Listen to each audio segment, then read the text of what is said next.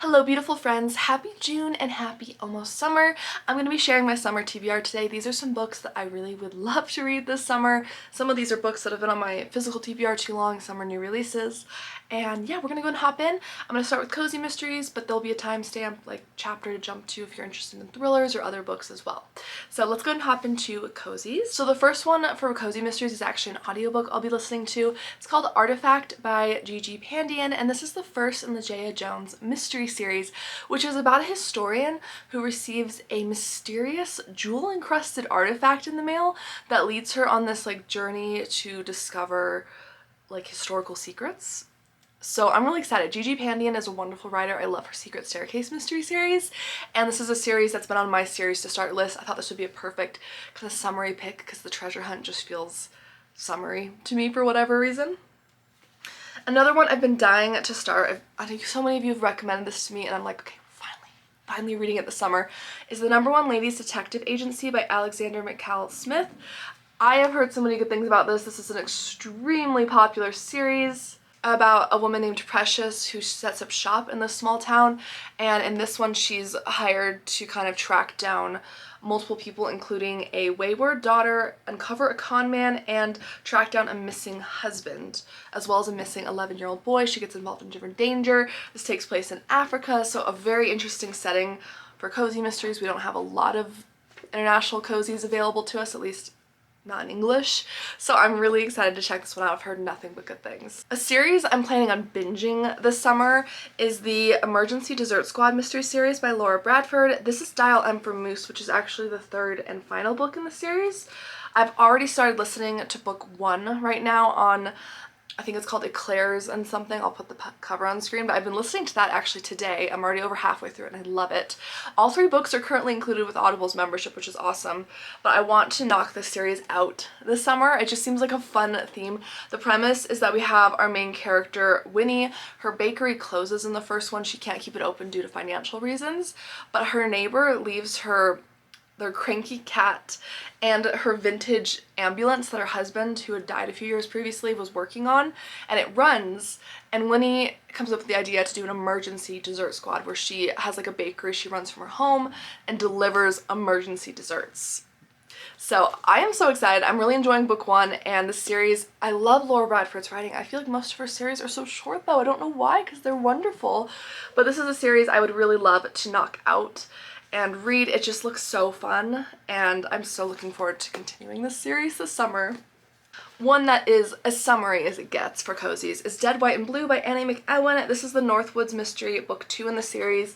The author kindly sent this to me, which is so kind of her, and this takes place over 4th of July weekend, which obviously makes it the perfect summer TBR edition. So Emmy Cooper and her family run these kind of cabins by this lake, and they rent them out to tourists and stuff, and there's gonna be a 3-day Independence Day festival with fireworks, including this local man who's determined to set off his own fireworks. Things don't go so well. Lots of amazing dog moments, a gorgeous setting, and I just love this author's writing. It's very reminiscent of Ellie Alexander. It's very flowy and detailed, and I just love the characters so much, so I'm so looking forward to continuing this series. Another one that takes place during the summer that I very much would like to read is Double Grudge Donuts by Ginger Bolton. I love this series. I am very far into it at this point, and our main character in this is Emily, and with her father-in-law of her husband who had passed away in the line of duty, she runs Deputy Donuts. So a really fun concept, and she has this cat named Deputy, and he is hilarious. If you like cats in your cozies, he's a very prominent character in this. Emily and the side characters in this really make this series, in my opinion, as well as the delicious donut moments. The mysteries are great. This one involves a festival during the summer, and an arts festival, and there's a lively bagpiper who takes first place that not everyone's happy about, and Emily later finds him dead. I'm so excited to continue this series. This one is summery, it's beautiful, the series is so much fun. I can't wait to continue it. A new cozy series I'd like to start this summer is Death at High Tide by Hannah Dennison. This is an Island Sisters mystery. I picked this up sometime last year, I think. So basically have our main character Evie, her husband drops dead suddenly of a heart attack, and she's just completely beside herself, grief-stricken, and she finds a mysterious letter among his possessions. They consult an attorney, and it turns out that she might have a claim to some island property, some kind of bed and breakfast or like hotel on the island. But she just doesn't even care because she's too grief-stricken. Totally understandable. But her sister Margot decides to go with her, so the two of them make it out there. But then the hotel treats them very oddly, like almost as if they're hiding something. Like maybe they know about the ownership, but they don't want to disclose it. I don't know, something like that. But I'm really curious about this. I mean, this cover just screams summer. There is such a cute like kind of tuxedo cat on the cover I want to know about, and I've heard some really good things about this series, so I thought this would be perfect for summer. Another one on my series to start list this year was the Berry Basket mystery series by Sharon Farrow. I recently hauled this, I'll link the haul above. This is called Dying for Strawberries. It is book 1 in the series, and this one takes place in a lakeside shore village, so this one is during the summer. There is a annual strawberry moon bash where the main character is making strawberry muffins and has like a berry store. So this takes place in Michigan, Lakeshore Village. There's an annual strawberry bash, and the main character is hoping this will help her to kind of forget about her old life in New York, her old fiance, and then her friend mysteriously disappears, and there's a lot of strange happenings that she gets involved with. I'm really excited for this. I've heard Tiffany from Beach Bum Bookworm really rave about this series, and I can't wait to read it. Like a berry basket themed mystery series. Hello Summer. By Tina Kashian, I have the second in the Kebab Kitchen mystery series. It's called Stabbed in the Baklava, and this one is a wedding cozy, which makes me think summer. And Lucy, our main character, has recently taken over her family's Mediterranean restaurant. It takes place in a seaside town, and basically the best man at this wedding they're catering for ends up skewered, and she gets involved in this case. I am so excited for this. The cover is so calming to me with the teals and everything. And unfortunately, Luce's ex, who is like the new head chef at the restaurant, is a suspect. So she's got a lot on the line to solve this mystery. I loved book 1. I think it was fantastic, and I love all the Mediterranean food references. I'm also really excited to start The Case of the Missing Servant by Tara Quinn Hall. This is the Vish Puri series, India's most private investigator. Very colorful cover. He is basically hired to find a girl that the only details he knows really is that she's called Mary and she's disappeared somewhere in India, which is a country of more than 1 billion people, so he knows he's got his work cut out for him. I am very excited. I recently saw this is also on audio included in the Audible membership. I might listen to this because sometimes I feel like when I'm reading books that may have a lot of unfamiliar words to me or accents, sometimes that helps to like hear it. So I don't know, but I love the cover for this. It is so bright and colorful, and I think this will be a really delightful read. I'm really excited for it. Another one I'm very excited for, and I believe is wrapping up this series as far as I know, is the Sassy Cat Mystery Series by Jennifer J. Chow. This is book 3 and the final book that I know of. It's called Mimi Lee Cracks the Code. Mimi Lee is a dog groomer. She runs this place called Hollywoof where she grooms dogs in LA, which is just wonderful. It's such a cute setup. So you get lots of fun like pet details, which I love. And in this one, she's invited by a friend to take a getaway and use their vacation home on Catalina Island, and they find a body there. Her and her boyfriend decide to go out there for some alone time. Things happen. This one, of course, has lots of fun cat moments here with Marshmallow. And I'm a huge fan of Jennifer J. Chow's writing. I've read several of her series, really enjoyed them, so I'm so looking forward to reading this. Even if it might be the last one, let me know if you've heard anything, but this is the last one as far as I know. By Raquel V. Reyes, I have Barbacoa, Bomba, and Betrayal. This is the 3rd in the Caribbean Kitchen Mystery Series. I have it checked out from my library, and this one actually involves Miriam, who is our main character. She does this like show, kind of like TV segment, where she talks about Caribbean cuisine because she actually is like a food historian. It's really interesting and a wonderful cook. So her and her family, including their young son, travel to, I'm gonna make sure I get this right, Punta Cana. But unfortunately during the surprise trip to her parents, they uncover vandalism to vacation rentals in the area, and then the Three Kings Day segment that she's filming there for her work starts to have issues. There starts to be some sabotage possibly. A lot's going on. She also gets this anonymous gift on her doorstep leading up to New Year's, and it's just very disconcerting. I love this series. I think the writing is beautiful. I loved the mystery in the last one especially. It was so clever. The ending for it really surprised me, and I absolutely love Miriam and her family, although her mother-in-law is a little, it drives me crazy. It gets better, but she's a little out there. The next day, my camera died. I'm gonna get better about charging things. I really am. So let's go ahead and continue this video. The last book in the purely cozy mystery genre is Murder on Mustang Beach by Alicia Bissett. This is the 2nd in the Outer Banks Bookshop Mystery Series. Have you guys heard anything about this series being continued? Because I think this book came out in 2023 and I haven't heard anything else about it coming out. I'm really hoping it's going to continue because it's a really fun concept. It's a little bit of a darker cozy with some of the themes that it covers, but it's still very much a cozy mystery. I really enjoy the setting, especially for summer, because it takes place in the Outer Banks. We've got all the beachy vibes and a bookshop. So our main character in this is Callie. She's returned home to this Outer Banks island. There's this cute cat named Tin Man who's at the bookshop, who's like a cat influencer, which is really fun. And her boyfriend runs this dojo, and there's a body found there, and he's kind of a suspect. So she works to clear his name in this. I'm very excited to continue this series. I really enjoyed book 1, and I'm really hoping there will be more. So let me know if you know anything, because I haven't heard anything. I've been keeping an eye out, but I'm hoping more will come out. Now, I do have 2 kind of general mysteries I'm going to talk about. So we have Agatha Christie Midsummer Mysteries, Tales from the Queen of Mystery. I started this last summer. I read the first short story in this. It's a collection of all these different summary mysteries from Agatha Christie's collection. So there's Hercule Poirot, there's like Miss Marple, there's just a collection in here. And I'm really excited to finish this summer. I meant to last summer. I'm really bad with short stories. I'm trying to make it a habit to read like 1 a day or something, but I do want to knock this out this summer. I love the cover. I love Agatha Christie. I'm just really bad about reading short stories. So this is definitely a goal for me to finish this summer. The other one is by Mary Higgins Clark, and this is called All by Myself Alone. And just the cover of this screams summer. It takes place on a cruise ship. And our main character in this, Celia, is kind of escaping onto this brand new cruise ship because her husband-to-be was recently arrested and she's just feeling humiliated. She goes on this cruise and this very valuable necklace that I think Cleopatra was rumored to have goes missing, and she gets involved in the mystery. I really enjoy Mary Higgins Clark. I've never had a bad book by her yet, and I'm excited to read this. It looks perfect for summer, so I had to include this on my TBR. Now we're gonna hop into thrillers, but if you're not into thrillers, go ahead and skip ahead. I do have a section at the end called Other, where I have a few other kind of random books that I'll be reading. As for thrillers, the first one is called Into the Water by Paula Hawkins. And again, just this cover, anything to do with water, beaches, cruise ships, I'm all over for summer. I didn't love The Girl on the Train. It was okay. It wasn't my favorite. I know a lot of people love it, but I've heard really great things about other Paula Hawkins books, so I wanted to try this one. I found it used, and basically in this one there is this, I think it's a river that runs through this small town, and a single mother's body is found in it.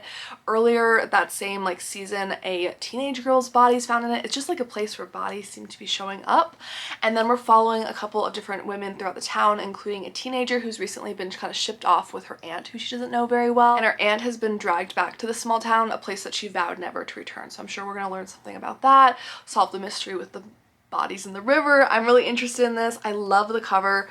I'm very excited to read this. So recently, for a mystery and thriller reading blog, I'll link it above, I read my first book by Shanora Williams, and it was The Other Mistress, and I didn't love it. I really liked the author's writing style, but I just didn't like that particular plot line and like the twist and trope they kind of used. It's just not a favorite of mine. I think a lot of people would enjoy it, but it wasn't for me. But I asked you guys in that video, like, hey, if you've read books by this author, what would you recommend? And the one that kind of stood out the most to me was The Perfect Ruin. So many of you said this was your favorite, or you read it, it was like 4 or 5 stars for you. So I picked this up from my library. I'm really excited to read it. It looks kind of summery based on this cover. And this one sounds very interesting. So our kind of central character is Ivy Harper, and this brutal tragedy like ruined her family basically, and she's out for revenge. She discovers later on the kind of person behind this, and this person is Lola, and Lola is this super mega wealthy socialite. She's known as like the first lady of charity in the area, which Ivy doesn't think she deserves. So she starts to slowly infiltrate Lola's circles, both like her friends, she seduces her husband, like she's out for revenge. Very much doesn't sound like a nice character, but I'm very curious about this. And so many of you had said this was really interesting, and this was one of your favorites by this author, so I'm so excited to try something else from her. Another one that I have no idea if this takes place during summer, but it's been on my physical TBR for a long time and I really want to prioritize reading it, is Fallen by Karen Slaughter. I bought this used like at least a year or 2 ago, and I would really like to finally get to this. So this is about Faith, who is a cop, and it's about her relying on her instinct and her knowledge of her family. So she gets this instinct about her mother who isn't answering her phone calls. She arrives at her mom's house, there's blood on the doorknob, she breaks in, there's a body and a hostage situation going on in one of the rooms, but her mother is nowhere to be seen. I'm already so intrigued by that premise. That is it's such a crazy premise, and Karen Slaughter definitely, I mean, based on the last name alone, her thrillers are definitely brutal. I have to be in a specific, like, good headspace to go into hers because they are particularly graphic as far as the thrillers I typically read go, but I do really think she delivers with her plot lines and her characters, so I'm really looking forward to enjoying this summer. Another one I would love to read is The Drowning Kind by Jennifer McMahon, and again, just anything to do with water, drowning, all of that I really am into for the summer. And this one actually involves two timelines. So we have a present day timeline and a 1929 timeline. So our present day timeline involves Jax, who is a social worker. She receives a bunch of missed calls from her sister, but she assumes that it's one of her manic episodes again. I guess this happens kind of frequently. But then the next day, her sister is found dead in her grandmother's pool. And Jax is going through her sister's things only to find out that her sister was doing a lot of research into her family history, which is kind of odd, and this piques her interest. The 1929 storyline follows 37-year-old Ethel, who is a newlywed, and she is desperate to have a child, but it's not happening. So her husband whisks her away to Vermont, where there's these springs, and they're rumored to grant wishes, but I guess there's some kind of, like, let me read this because I want to make sure I say this correctly. She never suspects that the spring takes an equal measure to what it gives. I'm not sure exactly what that means, but I'm very curious. I do love a dual timeline in my thrillers. This one sounds very interesting. I like the idea that in the present day timeline, the sister was digging into the family's past and there might be some dark secrets. All of that intrigues me. I'm very curious about this, and this just screams like a good spring or summer read to me based on the cover alone. One that I am so excited for that I just picked up at my library. This was on my most anticipated thriller releases that I recently did, which I'll link above. And this is called The Manor of Dreams by Christina Lee. So speaking of family drama, this one talks about immigration, mother-daughter relationships, and inheritance. And I'm very, very interested. The cover for this, wow. I mean, this cover alone, it's art. Like, it's beautiful. I absolutely love it. So this is told in dual timelines and spans 3 generations and brims with the drama of romance, betrayal, ambition, and sacrifice. It's described as a family gothic. Basically, we have Vivian Yin, and she is this very renowned Chinese American actress. She was the first to really get a lot of accolades in this, and she recently passed away. Her daughters anticipate inheriting most everything, including her big, beautiful family home.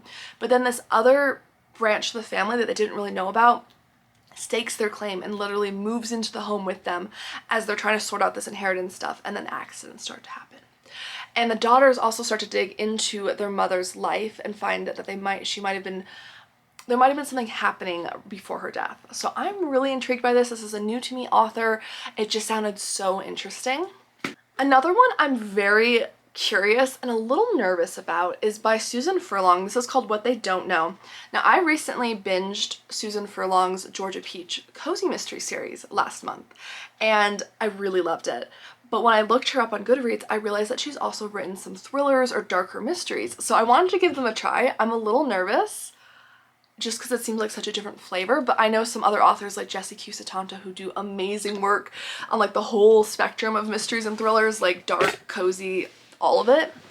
So I'm excited to give this a try, and it has a very dark, creepy cover. So this is described as a small town thriller and domestic mystery. We have our main character Mona, and her life is as perfect as the porcelain dolls lined up on her shelves. She's got a beautiful home, she's got a great husband, she's got a son, like everything's going well for her until her son runs away.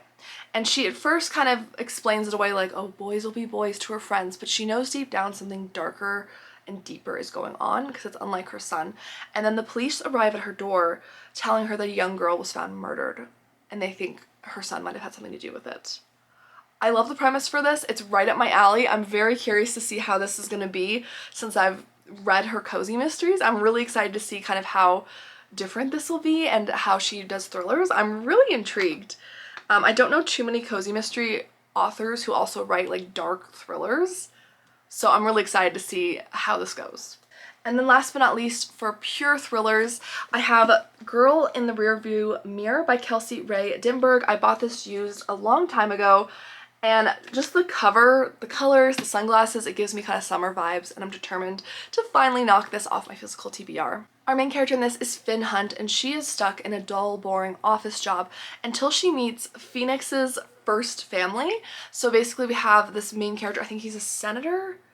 He's son of the sitting senator, Philip, and he's an ex-football player who carries himself with an easy grace. People know him, his wife is gorgeous, beautiful, and his daughter is precious.